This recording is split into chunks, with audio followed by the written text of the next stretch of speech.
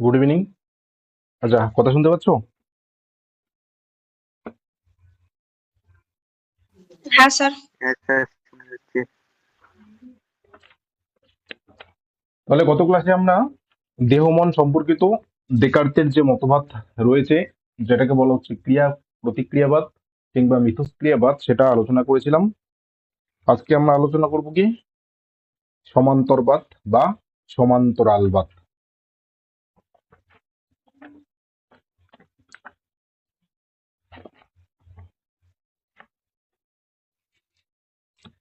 তাহলে দেখো, এই সমান্তরবাদ বা সমান্তরালবাদ এই নিয়ে আমাদেরকে দুটো মতবাদ পড়তে হবে, অর্থাৎ সমান্তরালবাদের মধ্যেই দুটো মতবাদ রয়েছে। সেই দুটো মতবাদকে কিন্তু আমাদের পড়তে হবে। একটা হচ্ছে স্পিনোজার মতবাদ, আর একটা হচ্ছে লাইবনিজের মতবাদ। অর্থাৎ স্পিনোজার সমান্তরালবাদ এবং লাইবনিজের সমান্তরালবাদ। তাহলে এই দুটো মতবাদ কিন্তু আমাদের পড়তে হবে সমান্তরালবাদ বাদে। হলো? তাহলে দেখো, প্রথমে আমরা বলি যে সমান্তরালবাদ বা সমান্তরবাদ কাকে বলে। সমান্তরবাদ বা সমান্তরাল বাদ। তাহলে সমান্তরবাদ বা সমান্তরালবাদ কাকে বলছে, কি বলছে? দেখো, সমান্তরবাদের মূল কথা কি? দেহ ও মন দুটি স্বতন্ত্র সত্তা। আচ্ছা, বলতো সমান্তরবাদটা কোন ধরনের মতবাদ?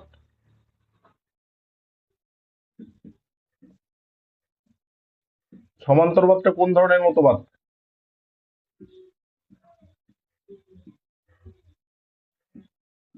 হুম সমান্তরবাদটা হচ্ছে একটা দ্বৈতবাদী মতবাদ। কেন দ্বৈতবাদী মতবাদ? দেখো, কি বলছে? দেহ ও মন স্বতন্ত্র সত্তা। তাহলে দেহ এবং মনকে যে মতবাদে স্বতন্ত্র বলা হয়, অর্থাৎ দেহ এবং মনকে স্বতন্ত্র সত্তা হিসেবে কিংবা স্বতন্ত্র দ্রব্য হিসেবে স্বীকার করা হয়, সেই মতবাদকে কি বলা হয়? সেই মতবাদকে বলা হচ্ছে দ্বৈতবাদ। কাজে সমান্তরবাদেও কি বলা হচ্ছে? দেহ ও মন দুটো স্বতন্ত্র সত্তা। এবার কি বলছে? দেহ ও মনের পারস্পরিক সহ পরিবর্তন হয়, অর্থাৎ দৈহিক পরিবর্তন হলে মানসিক পরিবর্তন হয় এবং মানসিক পরিবর্তন হলে দৈহিক পরিবর্তন হয়। তাহলে দেখো, দেহ এবং মনকে দুটো স্বতন্ত্র সত্তা হিসেবে কিন্তু সমান্তরবাদে স্বীকার করা হচ্ছে। এরপরে কি বলা হচ্ছে? সমান্তরবাদের মূল কথা কি? যে কি বলছে? দেহ ও মনের পারস্পরিক, দেহ ও মনের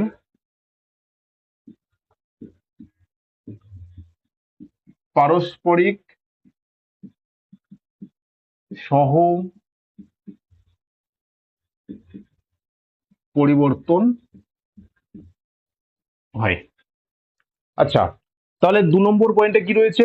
দেহ ও মনের পারস্পরিক সহ পরিবর্তন হয়। আচ্ছা, ডেকার্তের ক্রিয়া প্রতিক্রিয়াবাদে দেহ এবং মনের মধ্যে কি হয়? মনে করে দেখো, ডেকার্তের ক্রিয়া এবং প্রতিক্রিয়াবাদে দেহ এবং মনের মধ্যে কি হয়? ক্রিয়া প্রতিক্রিয়া হয়। অর্থাৎ একজন ক্রিয়া করলে অন্যজন প্রতিক্রিয়া করে, তাই তো? তাহলে একজন ক্রিয়া করলে অন্যজন কি করে? প্রতিক্রিয়া করে। কিন্তু এখানে কিন্তু সেই ক্রিয়া প্রতিক্রিয়ার ব্যাপারটাকে কিন্তু এখানে বলা হচ্ছে না। মানে এখানে যেটা বলা হচ্ছে সেটা হচ্ছে কি, দেহ এবং মন এই দুজনের যদি পরিবর্তন হয় তাহলে একই সাথে পরিবর্তন হয়, আবার যদি পরিবর্তন না হয় তাহলে কিন্তু একটারও পরিবর্তন হয় না। অর্থাৎ পরিবর্তন হলে তাদের দুজনের পরিবর্তন হয়, একই সাথে দুজনের পরিবর্তন হয়। আবার পরিবর্তন যদি না হয় তাহলে দুজনের একই সাথে পরিবর্তন হয় না। এর জন্য এখানে সহ পরিবর্তন কথাটা বলা হচ্ছে। মনে করো এই যে এটা দেহ আর এটা হচ্ছে মন। তাহলে দেখো, দেহ যদি একটু সরে আসে, অর্থাৎ দেহ যদি মনে করো এতদূর পর্যন্ত সরে আসে, ঠিক একইভাবে এই মনও কিন্তু এতদূর পর্যন্ত সরে আসবে। তাহলে দেহ এবং মনের কি হয়? পারস্পরিক সহ পরিবর্তন হয়।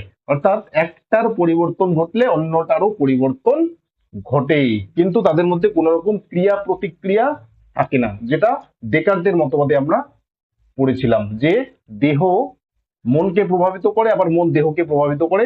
এখানে কিন্তু সেই প্রভাবিত ব্যাপারটা নেই। এখানে কি হয়, এখানে পরিবর্তন হলে দুটোরই পরিবর্তন হয়, আর পরিবর্তন যদি না হয় কোনোটারও পরিবর্তন হয় না। এবার কি বলছে দেখো, দেহ ও মনের মধ্যে কার্যকারণ সম্পর্ক নেই। 3 নম্বরে কি বলছে, দেহ ও মনের মধ্যে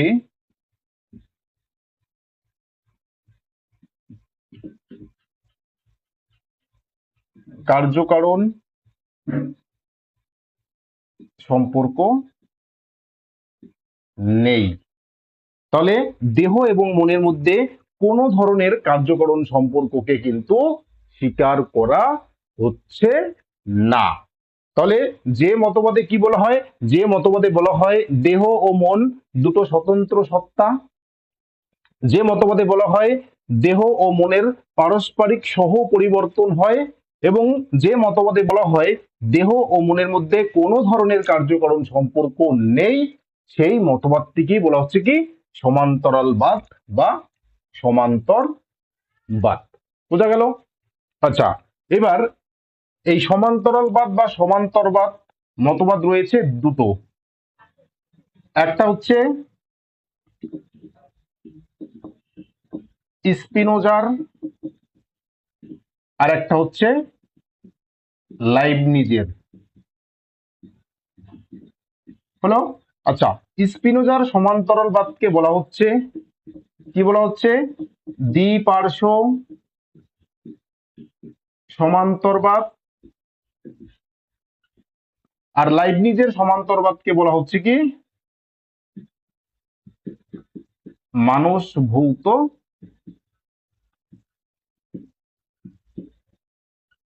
সমান্তরবাদ।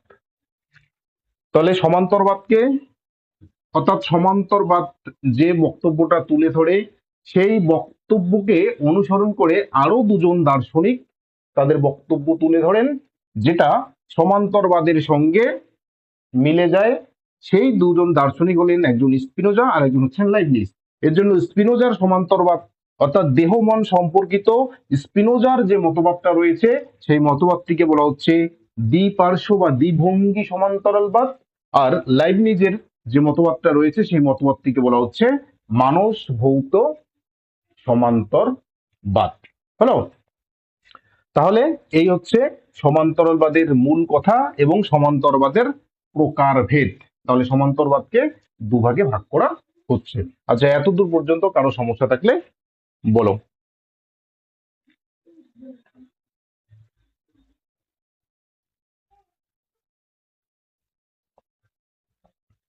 বলো, এতদূর পর্যন্ত কারো সমস্যা থাকলে বলো। না স্যার, বুঝতে পেরেছি।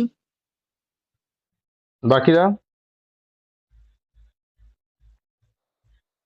বুঝা গেছে। বাকিদের সমস্যা আছে কি?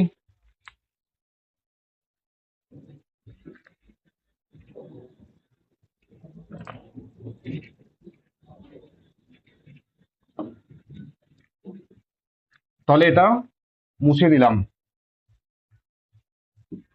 তাহলে বলো তো, দ্বিপার্শ্ব সমান্তরালবাদের প্রবর্তক কে? স্পিনোজা। স্পিনোজা। মানস ভৌত সমান্তরালবাদের প্রবক্তাকে? লাইবনিজ। লাইবনিজ। সমান্তরালবাদী কি দেহ এবং মনের মধ্যে কার্যকরণ সম্পর্ক স্বীকার করে? না। হুম, না স্যার। আচ্ছা, তাহলে সমান্তরালবাদী দেহ এবং মনের মধ্যে কোনো ধরনের কার্যকরণ সম্পর্ক নেই, এ কথা বলা হয়। আচ্ছা, সমান্তরালবাদ কি একটা দ্বৈতবাদী মতবাদ? হ্যাঁ স্যার। হ্যাঁ স্যার। কেন দ্বৈতবাদী মতবাদ? দেহ মন দুটো স্বতন্ত্র। হ্যাঁ, দেহ এবং মনকে দুটো স্বতন্ত্র সত্তা হিসেবে স্বীকার করা হয়। তাহলে যে মতবাদে দেহ এবং মনকে দুটো আলাদা আলাদা সত্তা হিসেবে স্বীকার করা হয় সেই মতবাদকেই বলা হচ্ছে দ্বৈতবাদী মতবাদ। আর যে মতবাদে দেহ এবং মনকে আলাদা সত্তা হিসেবে স্বীকার করা হয় না, শুধুমাত্র বলা হয় যে জগতে একটাই সত্তা আছে, সেই মতবাদকে বলা হচ্ছে জড়বাদ। হলো? আচ্ছা, এবার জড়বাদী মতবাদগুলোর মধ্যে রয়েছে আহ উপবস্তুবাদ, এটা রয়েছে জড়বাদী মতবাদ। তারপরে হচ্ছে তোমার আর কি রয়েছে অভিন্নতাবাদ, এটা হচ্ছে একটা জড়বাদী মতবাদ। আর দ্বৈতবাদী মতবাদগুলোর মধ্যে রয়েছে ডেকার্তের ক্রিয়া প্রতিক্রিয়াবাদ, স্পিনোজার দ্বিপার্শ্ব মতবাদ, লাইবনিজের মানস ভৌত সমান্তরালবাদ, এটাও দ্বৈতবাদী মতবাদ। আর একটা রয়েছে উপলক্ষ্যবাদ, যেটা হচ্ছে গয়েলিংস, ম্যালব্রেঞ্চে এরা এদের মানে এরা প্রবর্তক, সেটাও হচ্ছে একটা দ্বৈতবাদী মতবাদ। তো সেগুলো আমাদের সিলেবাসে নেই, তবু আমরা শেষে দুই এক লাইন করে সেগুলো সম্বন্ধেও জানবো। তো চলো আজকে আমরা শুরু করব। প্রথমে শুরু করি স্পিনোজার দ্বিপার্শ্ব বা দ্বিভঙ্গি সমান্তরালবাদকে, পরে আমরা লাইবনিজকে নিয়ে আলোচনা করব। তাহলে সেই ম্যাটেরিয়ালসটা বের করে নাও, স্পিনোজার মতবাদটা, স্পিনোজার দ্বিপার্শ্ব বা দ্বিভঙ্গি সমান্তরালবাদ।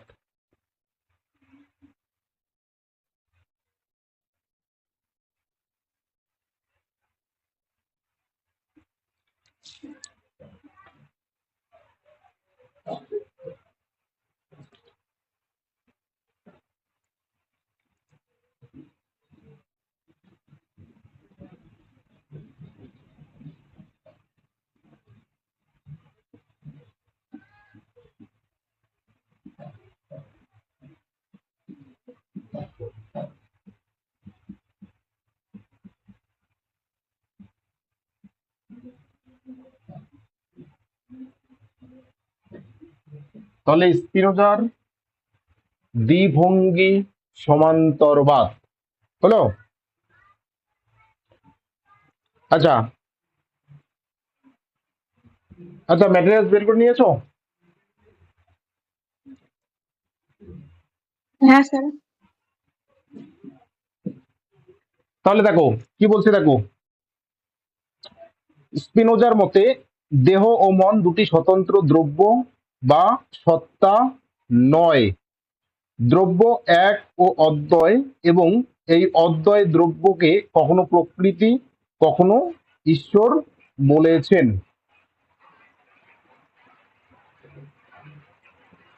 আচ্ছা, যতদূর পর্যন্ত কারেন্ট থাকছে ততদূর পর্যন্ত ক্লাস করাই, কারেন্ট চলে গেলে কিন্তু ক্লাস আর আসতে হবে না, কারণ প্রচন্ড বৃষ্টি শুরু হয়ে গেছে। হ্যাঁ, আচ্ছা কি বলছে দেখো, দেহ ও মন দুটি স্বতন্ত্র দ্রব্য বা সত্তা নয়। আচ্ছা, স্পিনোজার যখন আমরা দ্রব্য পড়েছিলাম, স্পিনোজা কটা দ্রব্য স্বীকার করেন? একটি। তাহলে স্পিনোজা একটা মাত্র দ্রব্য স্বীকার করেছেন, তাই তো? সেটা হচ্ছে কি ঈশ্বর। ঈশ্বর, তাই তো? এবার জড় এবং মন কি কি বলেছেন? স্যার ঈশ্বরের অসংখ্য গুণ মাত্র। হ্যাঁ, অসংখ্য গুণের দুটি গুণ মাত্র। তাহলে স্পিনোজা জড় বা দেহকে এবং মনকে কি বলেছেন? ঈশ্বরের অসংখ্য গুণ রয়েছে, সেই গুণের দুটি গুণ মাত্র। তাহলে স্পিনোজা যখন একটা মাত্র দ্রব্য স্বীকার করেছেন, তার মানে বলতে হয় যে স্পিনোজা দেহ এবং মনকে দ্রব্য হিসেবে স্বীকার করেননি। এবার দেহ এবং মনকে যখন দ্রব্য হিসেবে স্বীকার করেননি, তার মানে হচ্ছে স্পিনোজার মতে দ্রব্য কয়টা? স্পিনোজার মতে দ্রব্য হচ্ছে একটা, বা দ্রব্য হচ্ছে তার মধ্যে কি অদ্বয়, সেটাই বলা হয়েছে। তাহলে এবার স্পিনোজার একটা সমীকরণ দেওয়া আছে, দ্রব্যের অধ্যায়ে আমরা পড়েছিলাম, কি কি সেটা ছিল বলতো? স্পিনোজার যে সমীকরণটা, দ্রব্য সমান সমান ঈশ্বর ঈশ্বর সমান সমান প্রকৃতি হলো। তাহলে স্পিনোজার মতে যেটাই দ্রব্য সেটাই হচ্ছে কি ঈশ্বর, আবার সেটাই হচ্ছে কি সেটাই হচ্ছে প্রকৃতি। এর জন্য তিনি বলছেন কি, তাহলে দেখো প্রথম লাইনটা কি বলছে, দেহ ও মন দুটি স্বতন্ত্র দ্রব্য বা সত্তা নয়, দ্রব্য এক ও অদ্বয়, এই অদ্বয় দ্রব্যকে কখনো প্রকৃতি কখনো ঈশ্বর বলেছেন। তাহলে একটা মাত্র দ্রব্যকে তিনি কখনো প্রকৃতি বলেছেন, কখনো ঈশ্বর বলেছেন। এবার দেখো ঠিক তার পরের লাইনে, দেহ ও মন একই দ্রব্যের দুটি পার্শ্ব বা দিক। তাহলে স্পিনোজার মতে এটা কি? এটা হচ্ছে দ্রব্য। তাহলে স্পিনোজার মতে এটা হচ্ছে দ্রব্য। এবার এই দ্রব্যটার দুটো পার্শ্ব রয়েছে, অর্থাৎ দ্রব্যটার দুটো পাশ রয়েছে। এই পাশ দুটো কি? এই পাশ দুটোকে তিনি একটা বলছেন, একটা পাশকে বলছেন দেহ এবং আরেকটা পাশকে বলছেন মন। তাহলে দ্রব্যের দুটো পাশ রয়েছে বা দ্রব্যের দুটো দিক রয়েছে বা দ্রব্যের দুটো সাইড রয়েছে। একটা সাইডকে তিনি বলছেন দেহ, আর একটা সাইডকে তিনি বলছেন মন। এই যে মনে করো, এই যে আমার হাতে যে খাতা পেজ গুলো রয়েছে, মানে খাতাটা রয়েছে, এই খাতাটা স্পিনোজার মতে কি? স্পিনোজার মতে দ্রব্য। দেখো এই খাতাটার দুটো পার্শ্ব রয়েছে, এটা একটা পার্শ্ব, আবার এটা একটা পার্শ্ব। তাহলে স্পিনোজার মতে এই যে এই পার্শ্বটা ধরো দেহ এবং এই পার্শ্বটা হচ্ছে মন। তাহলে দেহ এবং মন কি? দেহ এবং মন স্পিনোজার মতে হচ্ছে একই দ্রব্যের দুটি পার্শ্ব বা দুটি দিক। যে পার্শ্ব বা দশা বা দিককে আমরা জানতে পারলেও তাদের আশ্রয় দ্রব্যকে আমরা জানতে পারি না।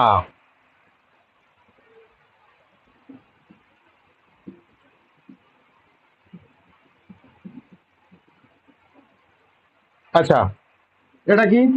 এটা হচ্ছে দেহ। এটা কি? এটা হচ্ছে মন। আচ্ছা, দেহ এবং মন স্পিনোজার মতে কি? স্পিনোজার মতে দেহ এবং মন হচ্ছে একটা দ্রব্যের দুইটা পাশ, এ পাশ আর ওই পাশ। হলো। এবার স্পিনোজা বলছেন যে এই পাশ দুটোকে বা এই দিক দুটোকে আমরা জানতে পারলেও এই দিক দুটি যাকে আশ্রয় করে আছে তাকে কিন্তু আমরা জানতে পারি না। দেখো, চিন্তা করে দেখো, আমরা দেহকে জানতে পারি। আচ্ছা, আমার কথাগুলো কি শোনা যাচ্ছে? হ্যাঁ স্যার, শোনা যাচ্ছে। কোনো শব্দ, মানে এক্সট্রা কোনো শব্দ শোনা যাচ্ছে কি? মানে বৃষ্টির আওয়াজ কি শোনা যাচ্ছে? না স্যার। আচ্ছা, তাহলে যেটা বললাম, স্পিনোজা কি বলছেন? যে দেহ এবং মন একটা দ্রব্যের দুইটা দিক। স্পিনোজা এটাও বলছেন যে এই দুটো দিককে আমরা জানতে পারি। এই দুটো দিককে জানতে পারলেও এই দুটি দিক যাকে আশ্রয় করে আছে তাকে আমরা জানতে পারি না।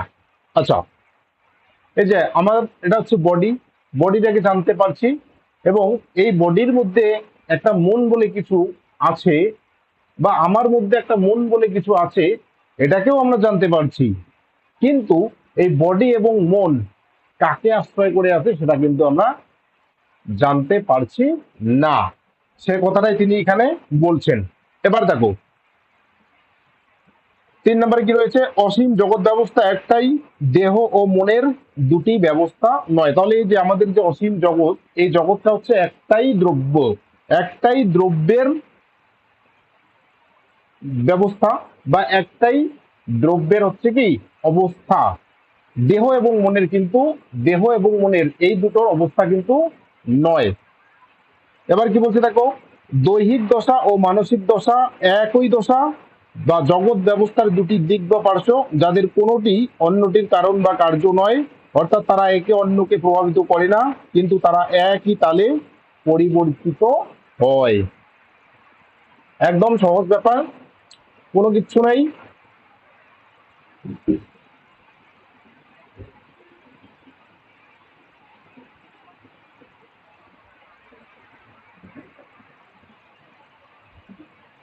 তাহলে দেহ আর মন, দেহ এবং মন কি? দেহ এবং মন হচ্ছে একটি দ্রব্যের দুটি দিক। এই দুটি দিক থেকে আমরা বলতে পারি কি? দুটি পার্শ্ব, দুটি পার্শ্ব। এবার এবার দেখো, এই যে দেহ থেকে হচ্ছে দৈহিক দশা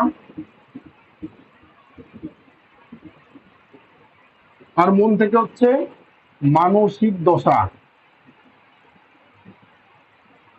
এবার এই যে দৈহিক দশা মানসিক দশার কারণ নয়, আবার মানসিক দশা দৈহিক দশার কারণ নয়, স্পিনোজা কিন্তু সেটাই বলেছেন যে একটা দশা অর্থাৎ দেহ মনকে প্রভাবিত করতে পারে না কিংবা মন দেহকে প্রভাবিত করতে পারে না, কিন্তু এই দুটো দশাই কি হয়, এই দুটো দশা একই কালে পরিবর্তিত হয়। তাহলে দুটো দশা একই তালে পরিবর্তিত হয়, অর্থাৎ এটার যখন পরিবর্তন হয় ঠিক সঙ্গে সঙ্গে এটারও পরিবর্তন হয়, আবার এটাও যখন পরিবর্তন হয় ঠিক তার সঙ্গে সঙ্গে এটারও পরিবর্তন হয়। কিন্তু পরিবর্তনের কারণ হিসেবে দৈহিক দশার পরিবর্তনের কারণ মানসিক দশা নয়, আবার মানসিক দশার পরিবর্তনের কারণ দৈহিক দশা নয়। কেন নয়? কারণ এরা হচ্ছে একই দ্রব্যের দুটো দিক। হলো, সেটাই বলেছেন স্পিনোজা। এতদূর পর্যন্ত কারো সমস্যা আছে কি?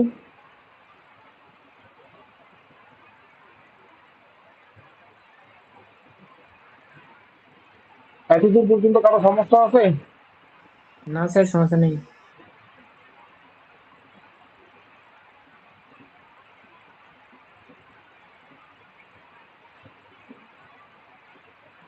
এবার দেখো, স্পিনোজা একটু ব্যাখ্যা দিয়েছেন। কি বলছে?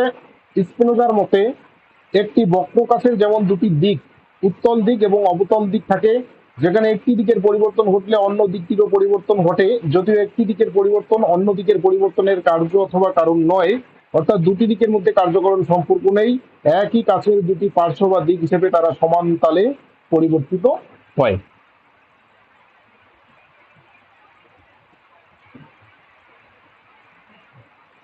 এটা মনে করো এটা হচ্ছে একটা কাঁচ, তাহলে এটা মনে করো এটা হচ্ছে কাঁচ, তাহলে এই কাঁচের দুটো দিক আছে কিনা বলো? এই একটা দিক, এই একটা দিক।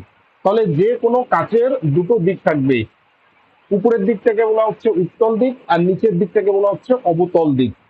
আচ্ছা, এই কাঁচটাকে যখন আমি সরাচ্ছি, তখন দুটো দিক একইভাবে সরছে, তাই তো? তো এই দুটো দিক যখন একইভাবে সরছে, তখন কি আমরা বলতে পারি যে উপরের কাজটা সরছে জন্য নিচের কাজটা সরছে, কিংবা নিচের কাজটা সরছে জন্য উপরের কাজটা সরছে? এটা কিন্তু আমরা বলতে পারি না। কেন বলতে পারি না? কারণ এটা হচ্ছে একটা কাছের দুটো দিক। তো কাজটা যখন সরছে তখন কিন্তু তার দুটো দিকই সরছে। দেখো, আমি আরো তোমাদেরকে সহজভাবে বলি। মনে করো আমি দ্রব্য, আমার দুটো দিক রয়েছে, আমার এই মনে করো এটা একটা পার্শ্ব, এটা একটা পার্শ্ব। তাহলে আমি যখন সরছি, দেখো একই সঙ্গে আমার দুটো দিকই কিন্তু সরে যাচ্ছে। আবার আমি যখন ঘুরছি আমার একই সঙ্গে দুটো দিকে ঘুরছে। তার মানে এটা নয়, আমি এটা বলতে পারি না যে আমার ডান পাশটার কারণ হচ্ছে বাম পাশটা, অর্থাৎ ডান পাশটার পরিবর্তনের কারণ হচ্ছে বাম পাশটা, কিংবা বাম পাশটার পরিবর্তনের কারণ হচ্ছে ডান পাশটা। এটা কিন্তু আমরা কখনোই বলতে পারি না। কেন পারি না? কারণ এরা দুটোই হচ্ছে এই, অর্থাৎ এই পাশ দুটো হচ্ছে একটা দ্রব্যের দুটো পাশ, এর জন্য একটা পাশ অন্য পাশটার কখনোই কারণ অথবা কার্য হতে পারে না। সেটাই কিন্তু স্পিনোজা বলছেন। এবার কি বলছে? ঠিক একইভাবে দৈহিক দিক ও মানসিক দিক এক অদ্বয় দ্রব্যের বা বিশ্ব ব্যবস্থার দুটি পার্শ্ব বা দিক, যেখানে একটি দিকের পরিবর্তন ঘটলে অন্য দিকটিরও পরিবর্তন ঘটে, যদিও দুটি দিকের মধ্যে কার্যকরণ সম্পর্ক নেই, অর্থাৎ একটি দিকের পরিবর্তন অন্য দিকটির পরিবর্তনের কারণ অথবা কার্য নয়। একই দ্রব্যের দুটি পার্শ্ব বা দিক হওয়ায় তারা সমান্তরভাবে পরিবর্তিত হয়। দেহ ও মন সম্পর্কে এ প্রকার অভিমতের জন্য স্পিনোজার অভিমতকে দ্বিপার্শ্ববাদ বা দ্বিভঙ্গিবাদ বলা হয়, যা প্রকৃতপক্ষে সমান্তরবাদের এক ভিন্ন প্রকার। ওই ঘুরিয়ে ফিরিয়ে ওই একই কথা বলা হচ্ছে।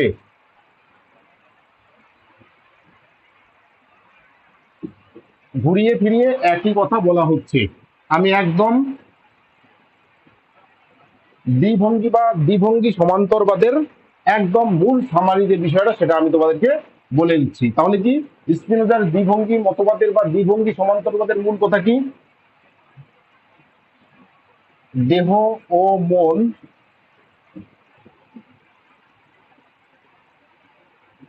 একই দ্রব্যের দুটি দিক বা পার্শ্ব। এই যে দেহ থেকে রয়েছে কি দৈহিক দশা, আর মন থেকে হচ্ছে মানসিক দশা। তাহলে দৈহিক দশা এবং মানসিক দশা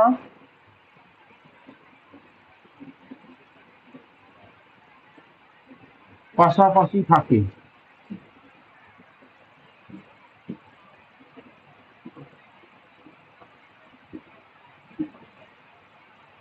দৈহিক দশা ও মানসিক দশা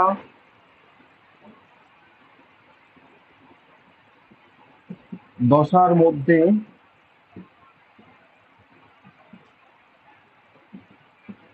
কার্যকারণ সম্পর্ক নেই।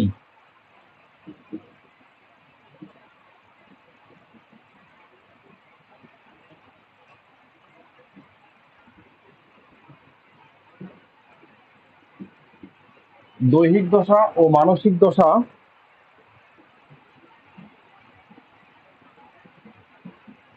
একই সঙ্গে পরিবর্তিত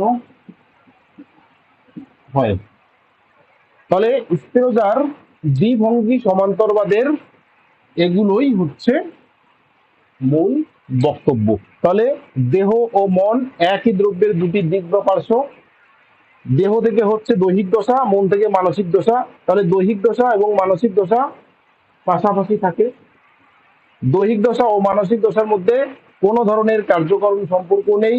এবার যেহেতু কার্যকরণ সম্পর্ক নেই, সেহেতু দৈহিক দশা মানসিক দশার কার্য বা কারণ হতে পারে না। ঠিক একইভাবে মানসিক দশা দৈহিক দশার কার্য বা কারণ হতে পারে না। দৈহিক দশা ও মানসিক দশা একই সঙ্গে পরিবর্তিত হয় বা একই তালে পরিবর্তিত হয়।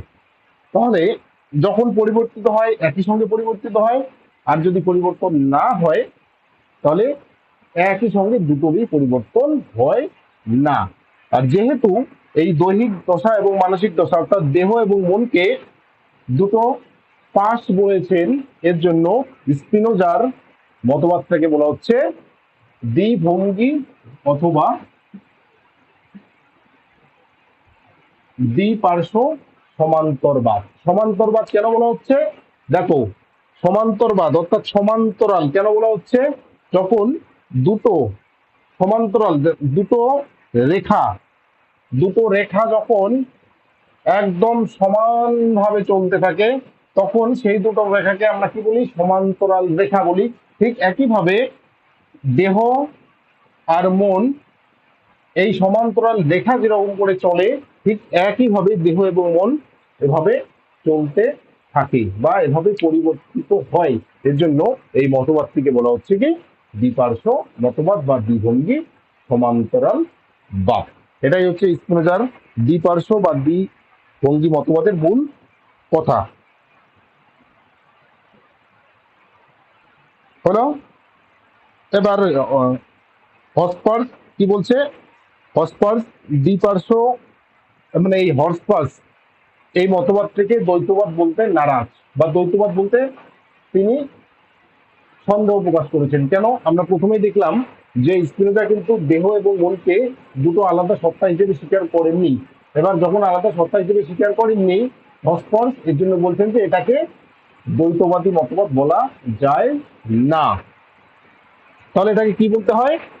এটাকে অদ্বৈতবাদী মতবাদ বলতে হয়। এটা অধ্যাপক হসপার্স একটু সমালোচনা করে বলেছেন। তাহলে এই হচ্ছে স্পিনোজার সমান্তরালবাদের মূল বক্তব্য।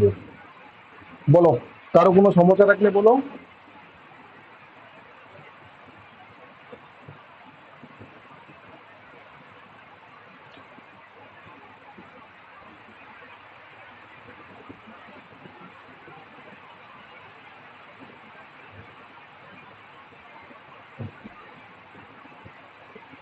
বলো, কারো কোনো সমস্যা থাকলে বলো। না স্যার, বুঝতে পেরেছি। বাকিদের ম্যাটেরিয়ালসটা একটু ভালো করে পড়বে, দেখবে না বোঝার এখানে কিছুই নেই। তারপরেও যদি সমস্যা হয় নেক্সট ক্লাসে আমি আরো ভালো করে তোমাদেরকে সেই কনসেপ্টটা ক্লিয়ার করে দেবো।